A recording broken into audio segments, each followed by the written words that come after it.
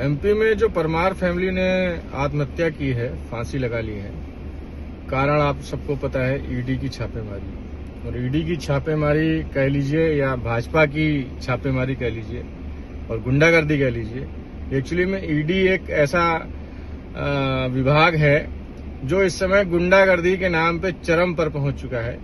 और जब भी किसी को प्रताड़ित करना हो, ब्लैकमेल करना हो, किसी को बीजेपी में शामिल कराना हो, तो ईडी का इस्तेमाल, ईडी नामक तीर का इस्तेमाल भारतीय जनता पार्टी करती है। और इसमें कल की कड़ी में दो लोगों ने, एक दंपत्ति ने, हस्बैंड वाइफ ने फांसी लगाकर जान दे दी ईडी से परेशान होकर। और सुसाइड नोट में यहां तक लिखा हुआ है कि इतनी धाराएं लगा दी जाएंगी बच्चों पे कि राहुल गांधी प्रधानमंत्री बन जाएंगे तब भी वो नहीं छुड़ा पाएंगे। ये वही दंपत्ति है जिसने भारत जोड़ो यात्रा में राहुल गांधी को गुल्लक दी थी, अपनी पैसों की गुल्लक जो बच्चों की होती, उन बच्चों ने दी थी। तो तभी से ऐसी ये फैमिली जो है फेमस हुई, थोड़ा सा चर्चित हुई। बट आज की डेट में जो आप देख रहे हैं कि ईडी का जो गलत इस्तेमाल किया जा रहा है, वो कहां तक सही है। पब्लिक नहीं बोलती है, इसका मतलब ये नहीं कि आप पब्लिक को इतना प्रताड़ित कर दें कि वो जान देने पे आमादा हो जाए।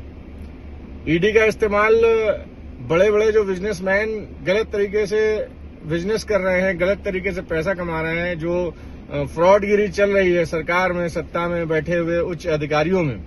मैं फिर कहूंगा, जो उच्च अधिकारी हैं, जो इस समय ऑफिसर लेवल के आदमी हैं, जो किसी पोस्ट पे, अच्छी पोस्ट पे हैं, खुलेआम धांधली चल रही है। कोई भी विभाग हो, किसी भी विभाग का मैं आपको बता दूं, खुलेआम धांधली, खुलेआम पैसा चल रहा है, खुलेआम उगाही चल रही है, ठेकेदारों से या पब्लिक से, किसी भी रूप में।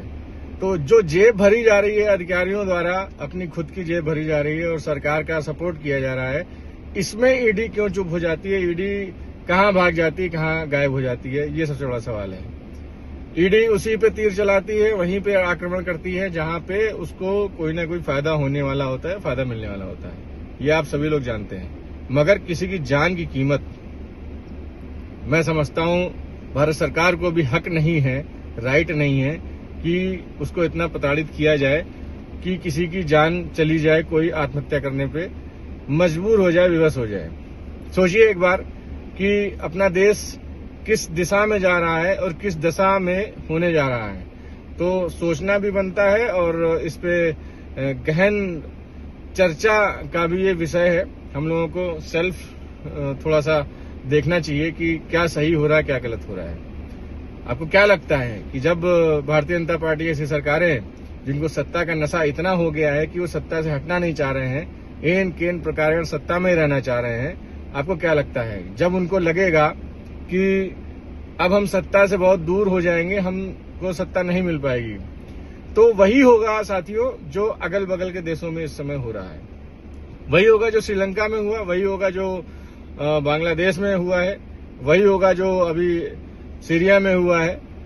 तो गृह युद्ध निश्चित होना है एक न एक दिन भारत देश में, अगर हम लोग नहीं संभले, नहीं हम लोगों की आंखें खुली और नहीं हम लोगों ने सही टाइम पे डिसीजन लिया।